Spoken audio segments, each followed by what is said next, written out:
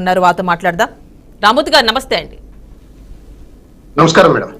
రామూర్తి గారు, ఇప్పుడు మీరు చూస్తున్నట్లయితే మీ పార్టీ ఎమ్మెల్సీ కవిత, మీ అధినేత కుమార్తె కవిత, సో మరి కవితకి సంబంధించి అటు ఈడీ ఇటు సిబిఐ ఇద్దరు కూడా హ్యాండిల్ చేస్తున్నారు. ఇప్పుడు సిబిఐకి సంబంధించి కూడా 10 రోజులు విచారించుకోవచ్చు అని చెప్పి కోర్టు ఉత్తర్వులు ఇవ్వడం జరిగింది. సో మరి ఈ నేపథ్యంలో మీ పార్టీ నుంచి మీరు ఎలా స్పందిస్తారు అసలు?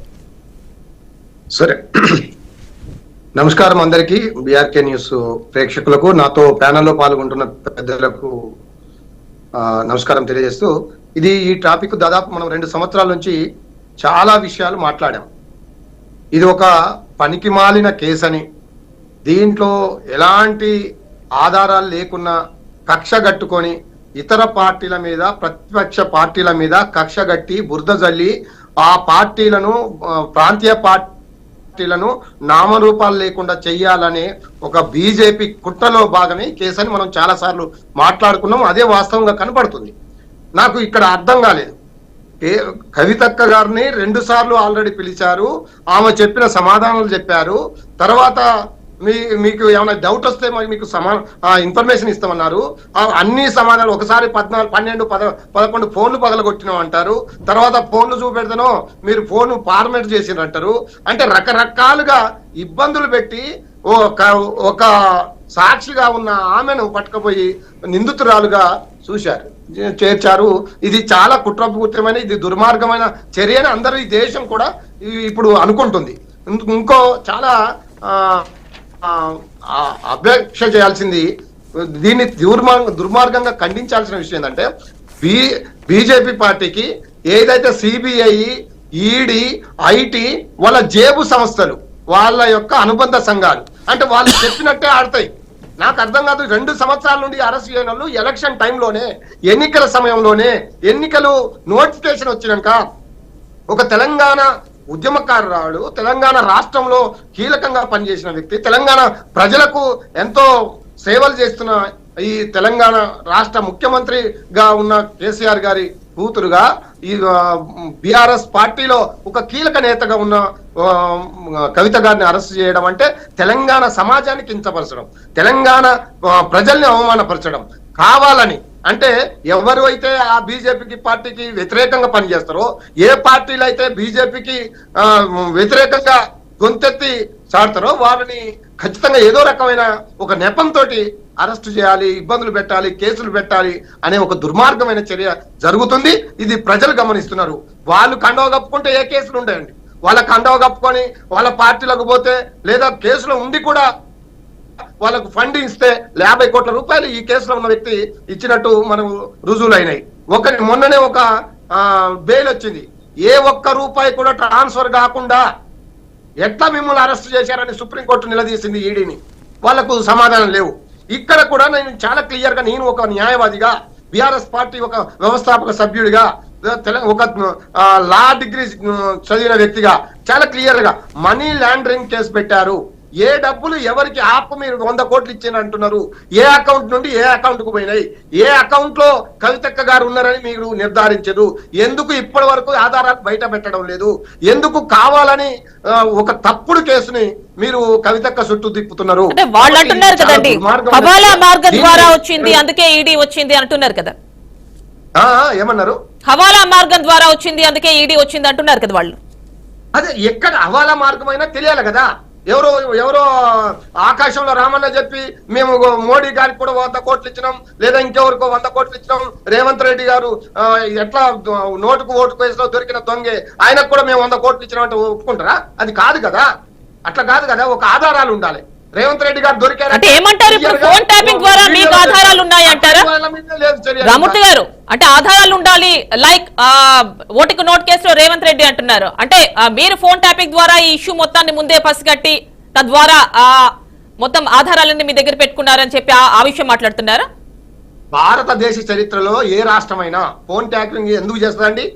రాష్ట్ర ప్రయోజనాల కోసం, దేశ ప్రయోజనాల కోసం, సంఘ విద్రోహ శక్తుల కోసం, ప్రభుత్వాలని ఇబ్బంది పెట్టే పరిస్థితులు ఏమైనా ఉంటే అట్లాంటి విషయాల్లో ఖచ్చితంగా ఫోన్ ట్యాపింగ్ చేస్తారు. అట్లా చేస్తేనే దొరుకుతారు. అట్లా చేసిరు కాబట్టే ఇప్పుడు ప్రభుత్వాలు చాలా బ్రహ్మాండంగా వేరే దేశాల నుంచి మన దేశం వచ్చే వాళ్ళ గురించి కానీ, మన రాష్ట్రంలో చిచ్చు పెట్టే వాళ్ళని గురించి, మన రాష్ట్రంలో సంఘ విద్రోహ శక్తులు చొరబడడం కానీ తట్టుకోవాలంటే ఇవి ఫోన్ ట్యాపింగ్ జరుగుతాయి. అవి ఏ రాష్ట్రమైనా చేసి తీరాలి. అంటే ఇంతకు ముందు మీరు చూశారు కదా, మనకి బీజేపీ నుంచి వాసుదేవరావు గారు ఉన్నారు. రామూర్తి గారు పరిస్థితులకు అనుగుణంగా చేస్తారు. దీన్ని తప్పు పట్టాల్సిన రామూర్తి గారు మనకి బీజేపీ నుంచి స్టూడియోలో వాసుదేవరావు గారు ఉన్నారు, చూశారు కదా. వారేమంటున్నారంటే ఫోన్ ట్యాపింగ్ కి సంబంధించి ఫాలో అవ్వాల్సిన ప్రొసీజర్ ఏమీ ఫాలో అవ్వలేదు అని చెప్పంటున్నారు. కేసీఆర్ గారు వస్తా ఉన్నదని వీళ్ళే జబ్బాలు కొట్టుకోవడం ఏంది? వీళ్ళేమైనా ఎంక్వైరీ చేశారా? వీళ్ళేమైనా ఎంక్వైరీ సంస్థకు ఏజెంట్లా? లేదా వీళ్ళు చెప్పినట్టు అంటే బీజేపీ ఏం చెప్తే ఈడీ అది చేయాలి, బీజేపీ నాయకులు ఏం చెప్తే అది సిబిఐ అది చేయాలి అంటే అర్థమైంది? ఈ సిబిఐ ఈడీ ఐటీలు వీళ్ళు చెప్పిన వీళ్ళ జేబు సంస్థల్లాగా, వీళ్ళ సొంత సంస్థల్లాగా, వీళ్ళ అనుబంధ సంఘాల్లాగా పనిచేస్తున్నారు. వీటి వల్ల దేశ పరువు పోతుంది, దేశ ప్రతిష్ట దెబ్బతింటుంది. భవిష్యత్తులో ఇలాంటి జరగకుండా ఉండాలనేది మాలాంటి ఉద్యమకారుల కోరిక. కాబట్టి ప్రజలు ఆలోచిస్తున్నారు. కవితక్క కడిగిన ముత్యం లాగా 100% ఈరోజు చెప్తున్నాం. బయటకు వస్తుంది, మళ్ళీ వీళ్ళే క్షమాపణలు చెప్తారు, వీళ్ళే మళ్ళా ముట్టికాయలు వేసుకుంటారు. ఓకేనండి, ఒక్కసారి మనకి మేము ఎక్కడ కూడా చాలా బ్రహ్మాండంగా రామూర్తి గారు కాంగ్రెస్ నుంచి సంధ్యారెడ్డి గారు ఉన్నారు, వారితో కూడా మాట్లాడారు. చాలా క్లియర్ గా చెప్తున్నాం. కాబట్టి ఇది ఒక రాజకీయ కక్షపూరితమైన కేసు. ఈ కేసు వల్ల భారతదేశ ప్రజలకు గాని భారతదేశానికి గాని ఎలాంటి ప్రయోజనం లేదు. ఇదంతా ఒక డమ్మీ కేసు. ఓకే రామూర్తి గారు, ఒక్కసారి మన సంధ్యారెడ్డి గారితో మాట్లాడదాం. నమస్తే అండి. నమస్తే అండి. విన్నాను బీజేపీ మాట్లాడిన వర్షను, బీఆర్ఎస్ నాయకులు మాట్లాడిన వర్షను. అంటే మధ్యలో ఆవేశం వచ్చినా కూడా నేను, ఎందుకంటే ఒక సంస్కారం అడ్డం వచ్చి నేనేం మాట్లాడలేదు. వాళ్ళు కూడా అట్లనే ఉండాలి. చించుకుంటున్నారు బీఆర్ఎస్. అంటే నేను అనేది ఏంటంటే లిక్కర్ కేసు అనేది అంటే శిక్ష, ఒకవేళ అది నిజంగా నేరం అనేది ఉంటే కంపల్సరీ శిక్ష చేయడం అనేది అది కంపల్సరీ. బీజేపీ ఏంటంటే కక్ష సాధింపు చర్యలకు ఏమైనా పూనుకుంటుంది ఏమంటే, గతంలో ఈడీ విచారణ జరుగుతున్నప్పుడు సిబిఐ అరెస్ట్ ఎందుకు అనేది కొంతమంది ప్రజలలో వాళ్ళకు ఒక ఆలోచన వచ్చిందనమాట. ఎందుకు అని. కవిత కేసు ఇప్పుడు ఎన్నో రోజులు అయింది కదండి ఈ కేసు. ఇప్పుడు అంటే ఇన్ని రోజులు ఆపి ఎందుకు రాజకీయాలు చేస్తున్నారని ప్రజలు ఒక ఆలోచన విధానంలో ఉన్నారు.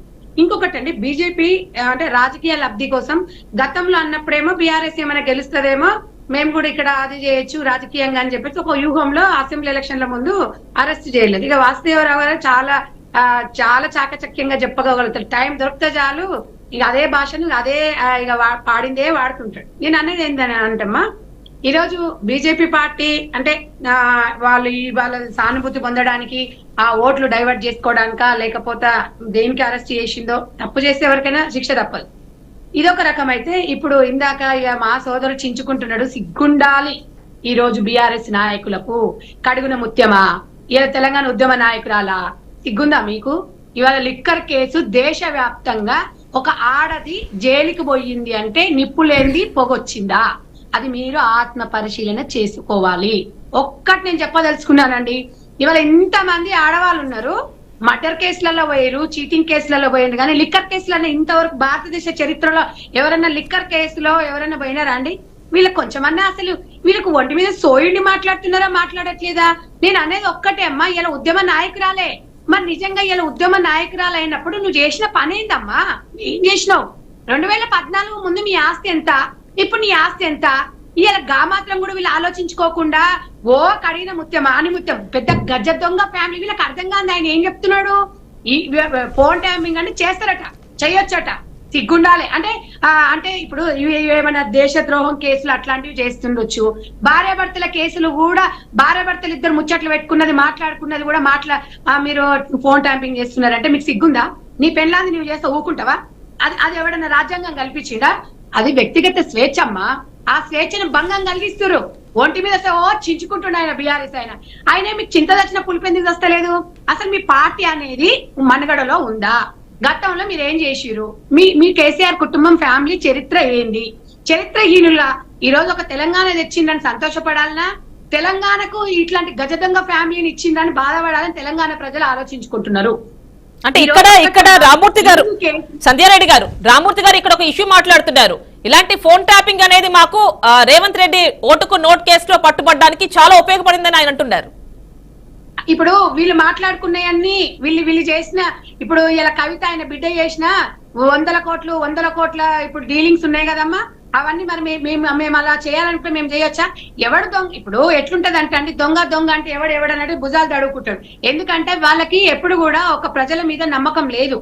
వాళ్ళ పాలన ఎక్కడ అదైపోతుంది అని చెప్పేసి ఫామ్ హౌస్ లో కూర్చొని పోంటారు. అమ్మా ఇది ఎందుకంటే ఇలాంటి మాట్లాడడానికి మాకే అసహ్యంగా ఉంది, వేరే మనకు అవసరం లేదు. దయానా రేవంత్ రెడ్డి గారు భార్య మాట్లాడుకున్న మాటలు కూడా ట్యాంపింగ్ చేసిరంటే ఇది ఒక వ్యవస్థలో ఇవాళ ఆయన బిడ్డనో ఆయన అల్లుడో ఆ రూమ్ లో తీసుకుపోయి ఫోన్ ట్యాంపింగ్ పెడితే మన ఆయనకి మంచిగా ఉంటుందేమో మాకు తెలియదు. ఒక ఆడవాళ్ళ మాట ఇప్పుడు సరే మీకు ఒక వ్యవస్థలో మీకు అవసరం ఉంది అనుకున్నప్పుడు